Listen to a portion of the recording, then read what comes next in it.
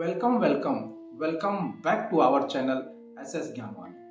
Today we are diving into a topic that's very essential for building wealth and future security. Yes, my dear friend, हम लोग बात कर रहे हैं आज सेविंग और इन्वेस्टमेंट की, और मैं हूं आपका अपना दोस्त सुनील सिंह ज्ञानवानी। तो आइए आज हम जानते हैं सेविंग के क्या महत्व है और इन सेविंग को कहाँ इन्वेस्ट किया जाए। बात करेंगे सेविंग के तरीकों की। इससे पहले आइए जानते हैं सेविंग जरूरी क्यों है, why it is needed in our life. तो 5 कारण हम जानेंगे सेविंग को करना चाहिए तो क्यों करना चाहिए। इसमें से पहला कारण है हमें इमरजेंसी के समय के लिए एक इमरजेंसी कॉर्पस, इमरजेंसी फंड बनाने के लिए सेविंग जरूरी हो जाता है। दूसरा, हमारे डेप्ट मैनेजमेंट के लिए, अगर हमने बैंक से कर्ज ली है, किसी साहूकार से कर्ज ली है, तो उसकी चुकता करने के लिए एक सेविंग का होना बहुत जरूरी हो जाता है। तीसरा कारण हो जाता है फाइनेंशियल गोल्स। हमारा छोटा हो बड़ा हो, हमें बहुत चीज़ों की ज़रूरत होती है और उसके लिए हमें सेविंग बहुत ज़रूरी हो जाता है। चौथा कारण हो जाता है retirement planning. Yes my dear friend, हर किसी को एक उम्र के बाद रिटायर होना ज़रूरी हो जाता है। रिटायर होने के लिए एक सेविंग का होना बहुत ज़रूरी है। और पांचवा हो जाता है फाइनेंशियल फ्रीडम के लिए, यानी हमें कुछ भी नहीं करना पड़े और आमदनी आती रहे और हमारा जीवन चलता रहे। एक समय फाइनेंशियल फ्रीडम पाने के लिए सेविंग बहुत जरूरी है। फाइनेंशियल फ्रीडम पर हम किसी और वीडियो में एक बहुत सुंदर चर्चा करेंगे। आप हमारे साथ बने रहिए। अगर यह चर्चा आपको अच्छी लग रही है तो वीडियो को लाइक डेफिनेटली करें और कमेंट में अपने सुझाव हमें जरूर भेजें। उम्मीद है सेविंग के इम्पोर्टेंस को आप समझ गए होंगे। अब हम आगे जानेंगे सेविंग के अलग अलग तरीकों को। जानते हैं 5 तरीके जिससे आप अपने सेविंग को बहुत तेजी से बढ़ा सकते हैं। तो पहला तरीका है define your percentage of income. What are you saving every month.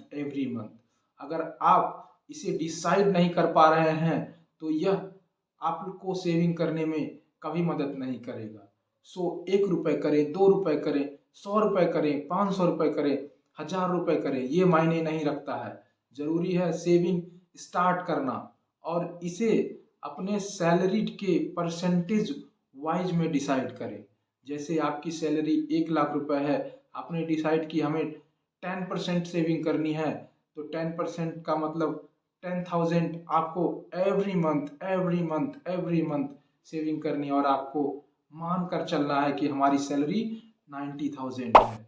अब दूसरा तरीका जो है सेविंग को बढ़ाने का, वह अपने एक्सपेंस को कंट्रोल करना। जो आप एक्स्ट्रा एक्सपेंस करते हैं उसे कंट्रोल करने की ज़रूरत है। मैंने पिछली वीडियो में एक्सपेंस के बारे में एक डिटेल सी प्लानिंग बताई थी, उसे आप लोग देख सकते हैं। तीसरा हो जाता है start with small goal and then big goal.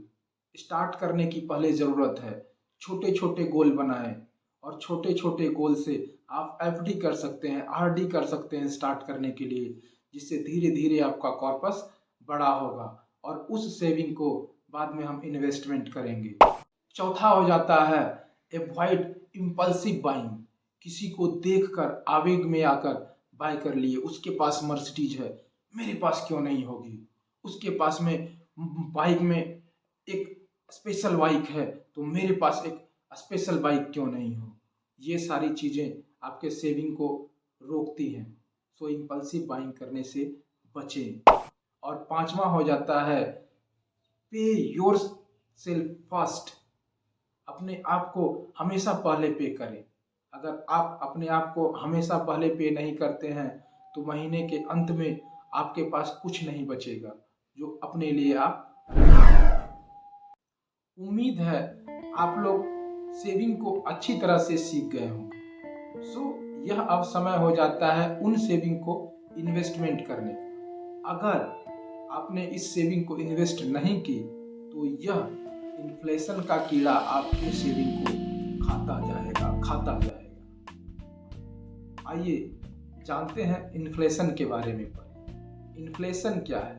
Inflation, अगर आपने बैंक में 100 रुपये रखा है तो 100 रुपये आपका आज 100 रुपये है, कल भी यदि 100 रुपये हो तो कल की जो महंगाई थी अगले दिन बढ़ चुकी। तो इन्फ्लेशन के चलते आपकी परचेजिंग पावर घट गई। आपने 100 रुपये में जो चीज़ें खरीदी, अब उसे खरीदने के लिए आपको 125-150 रुपये की ज़रूरत है। तो ये है इन्फ्लेशन। चलिए आगे बढ़ते हैं, इन्वेस्टमेंट के तरीकों को जानते हैं। आखिर इन्वेस्ट हम कहाँ करें? सो पहला, आप स्टार्ट कर सकते हैं आरडी से, एफडी से, जहां आपको 5 to 7% का रिटर्न मिलता है। उसके बाद अगला आता है हमारा म्यूचुअल फंड। म्यूचुअल फंड में आपको 10 to 15% तक का रिटर्न मिलता है और इसे आप लोग ऑनलाइन या ऑफलाइन साइट से जाकर ले सकते हैं। उसके बाद आता है शेयर मार्केट। अगर आपको शेयर मार्केट की थोड़ी बहुत भी समझ है तो वहाँ से आप 10 to 20% के आसपास में रिटर्न जनरेट कर सकते हैं। अगला इन्वेस्टमेंट आ जाता है government bond. Government securities bond जारी करती हैं और अगर वो बॉन्ड आप खरीदते हैं तो उस बॉन्ड पर 7 to 8% तक का आपको रिटर्न मिल जाता है। अगला है ट्रेजरी बिल।